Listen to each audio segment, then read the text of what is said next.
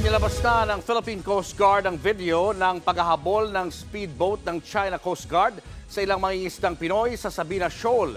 Pero wala man lang daw barko ng Pilipinas na sumaklolo sa kanila. Nasa frontline ng balitang yan si Gio Robles.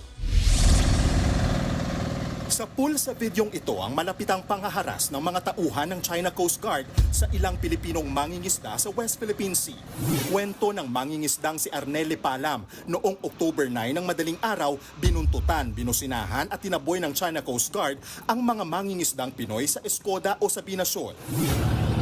Di pa raw nakontento ang CCG, kaya nilapitan pa sila ng dalawang speedboat at paulit-ulit na binangga ang katig ng bangka para itaboy sila. Sa takot, napilitang umalis na lang ang mga Pinoy at lumipat sa Rosal Reef. Nangisda sila roon hanggang October 17 bago nagdesisyong bumalik ulit sa Sabina Shore. Pagbalik, dito raw nila nakita ang isang barko ng Chinese Navy. Nilapitan din sila ulit ng China Coast Guard sa kabinusinahan para itaboy ulit palayo. Sa takot, dito na nagdesisyon umuwi pabalik sa Palawan ng mga mangingisda. Agad naman kinondena ng Philippine Coast Guard ang nangyari. Ayon kay PCG Commandant Admiral Ronnie Hill Gavan, may mas karapatan tayo sa Sabina Shoal dahil pasok ito sa ating Exclusive Economic Zone at saklaw ng bagong Maritime Zones Act ng Pilipinas. We have a new law and it has clarified what our jurisdictions are. Ayon naman sa mga mangingisda, wala silang nakitang barko ng Pilipinas noon sa Sabina Shoal.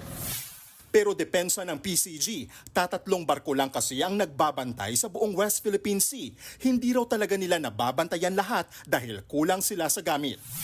Para tugunan yan, isinusulong ni Senator Robin Padilla na tutukan lalo ang modernisasyon ng Coast Guard gaya ng pagbili ng mga karagdagang barko. Nagbabalita mula sa Frontline, Gio Robles, News 5. What's up mga kapatid? It's your sports Tito Mike Reyes. Huwag magpahuli sa mga umaaksyong bakbakan at harapan sa loob at labas ng bansa. Para sa mga pandiin ng sports news, mag-follow at mag-subscribe sa social media pages ng News 5. Peace and love.